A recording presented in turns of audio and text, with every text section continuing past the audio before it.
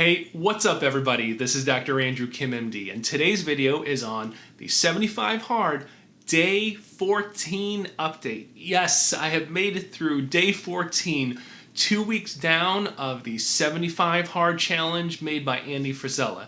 Now, for those of you who aren't familiar with the 75 Hard program, go back to my original video and check out my explanation as I kind of break down what the rules, expectations, and what the purpose of the program is.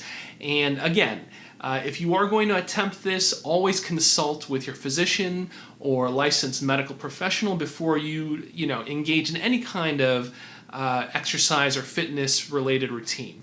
Now, for those of you who have been following along from day one, I want to say thank you. Thank you for your support. Thank you for all the tips, encouragement that you've been giving me here on YouTube, on Facebook, on Instagram. And look, it sounds like some of you have already completed this. Some of you guys are doing this right now and you're kind of cheering me along, and I'm going to cheer you along. So I think this is awesome.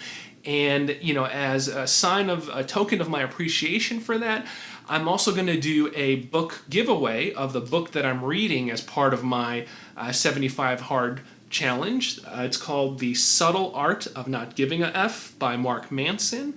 And if you stick to the end of the video, I'm going to explain how to enter the giveaway. And I'm going to give away 5 of these to 5 lucky viewers who've been following along. So stick around to the end. Now, let's go over my stats. Before I started on day 1, my stats were basically I'm 6'1". I was 235 pounds with a BMI or body mass index of 31.0. This is the heaviest and most overweight I've been in my life, unfortunately. So at this point, at the end of day 14, I'm happy to say I am 223 pounds with a BMI of 29.4. So 12 pounds lost, and I'm seeing that BMI decrease. So I'm very happy to see that, and if anything, I'm getting more motivated. So let's go over some of the challenges that I've faced in the last week and some of the benefits that I'm seeing, just to kind of share, how it went. So in terms of challenges, the first thing seems to still be the main thing is just time management and planning. So look, it's not easy to fit 2 workouts in the day. One of the workouts has to be outdoors. And because of my poor planning on at least 2 occasions now, I didn't check the weather. I didn't plan out my day. And as a result of that, I ended up having to do 2 of my workouts, the outdoor ones, outside when it was thunderstorming, which was awesome. I was literally doing sprints, some intervals with running and jump roping outside while just getting soaked. But I said, I'm not going to reset. I don't really feel like resetting back to day 1. So I just kind of plowed through it and just said I have to plan my day better. So time management and planning has, still been an ongoing challenge, but it also kind of helps you prioritize like what's important in your day, what you need to cut out, because there's only so many hours in the day. I think this is just kind of a built-in part of it. You just have to learn how to prioritize.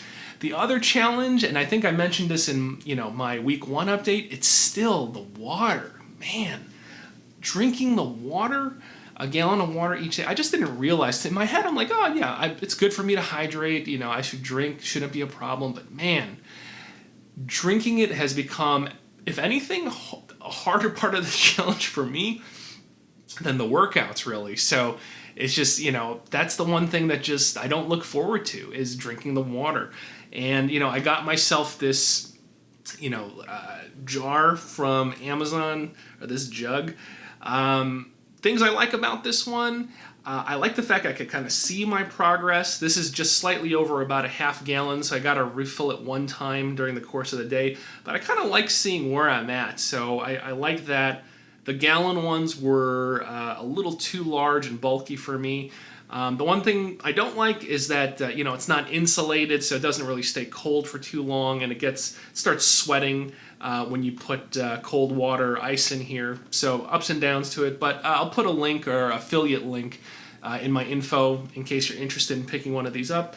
But drinking the water stinks, and peeing constantly. I'm just peeing all all day long. And I feel bad because there were even a couple times I feel embarrassed.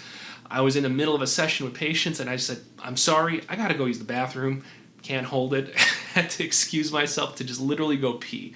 So those have been just some of the ongoing challenges. Now, in terms of some of the benefits that I've been seeing, like I said, first, the weight loss. And it's not even just about the number, but just the fact that I'm making an investment in my long-term health.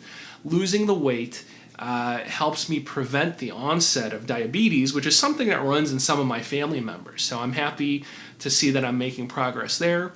My clothes are fitting a little bit better. They're still a little tight, but definitely, getting closer to how they should be fitting, which just makes me feel better. My energy levels are better. I can keep up with my 4-year-old a little better. He's exercising with me.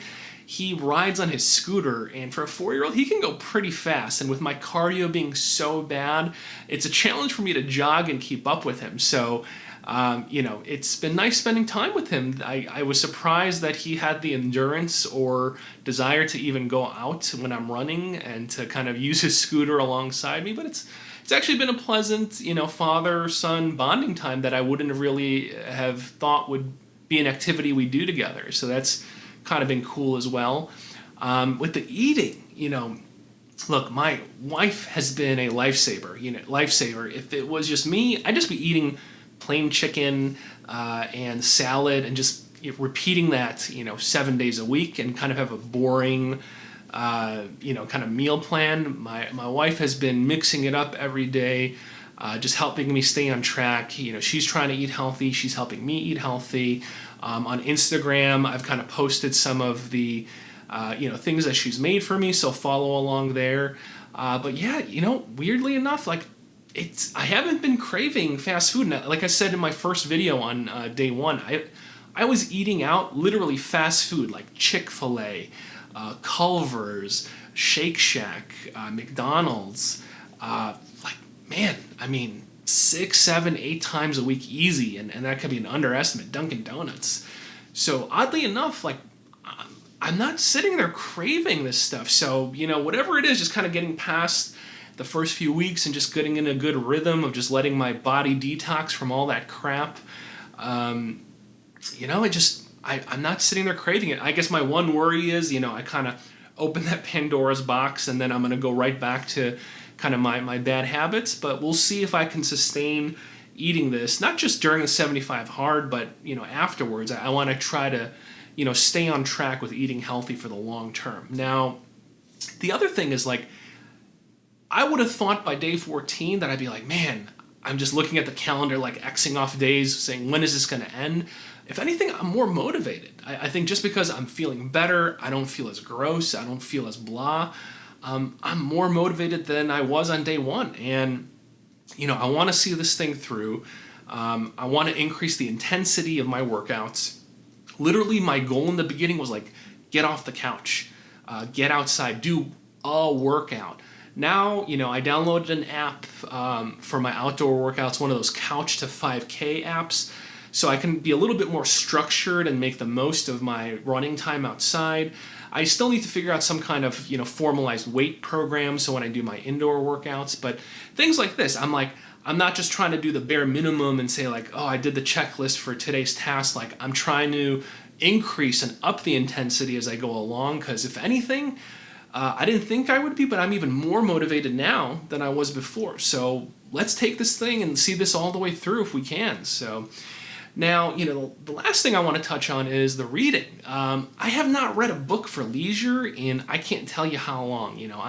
I read through Flipboard or random articles on Apple News, but just sitting down and reading a book, it's been enjoyable. And that's one of the reasons. I'm going to do the book giveaway I was talking about. So this is The Subtle Art of Not Giving a F. This has been, out for years now, so many of you may have already read this, but for those of you who haven't, it's nice. It's the title also includes A Counterintuitive Approach to Living a Good Life. Now, I'm going to read you a little excerpt. Now, the reason I want to give this book away is because a lot of the stuff in here, if you can get past all of the F-bombs, I think some people might look at this and say, this person's just trying to be sensational and there's just a lot of F words, so it's attention grabbing. If you can kind of sift through that and not get shocked by that, this stuff is very insightful, okay? And a lot of the stuff that's in here is the stuff I say to patients when I work with them. And, sometimes they don't like hearing what I have to say, and a lot of it is mirrored in this book. So I'd say so far, I'm almost probably 3/4 of the way through, and it's pretty spot on. Here, I'll read you just a very quick excerpt of it. It says right here, it's easier to sit in a painful certainty that nobody would find you attractive, that nobody appreciates your talents, than to actually test those beliefs and find out for sure. Beliefs of this sort, that I'm not attractive enough, so why bother? Or that my boss is an a-hole, so why bother? Are designed to give us moderate comfort now by mortgaging greater happiness and success later on. They're terrible long-term strategies, yet we cling to them because we assume we're right, because we assume we already know what's supposed to happen. In other words, we assume we know how the story ends. Certainty is the enemy of growth. Nothing is for certain until it's already happened, and even then, it's still debatable. That's why accepting the inevitable imperfections of our values is necessary for any growth to take place.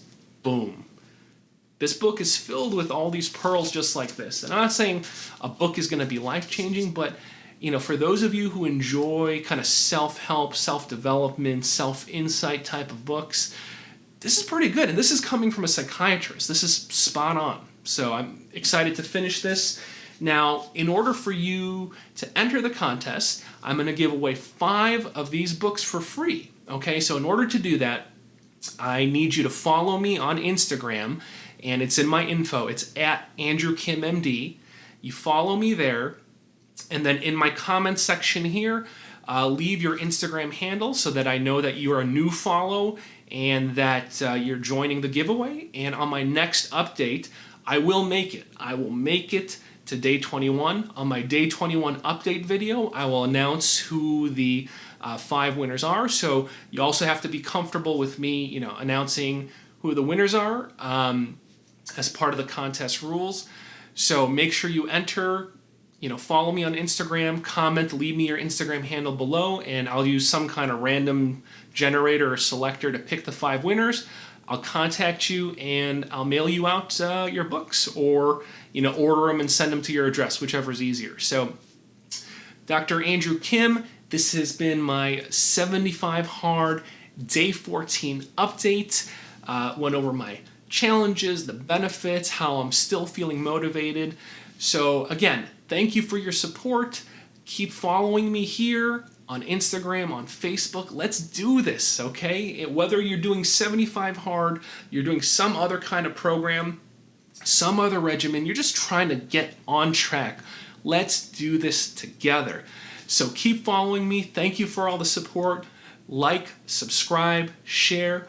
Boom. See you next week on the Day 21 update, because it's going to happen. Dr. Andrew Kim, signing off.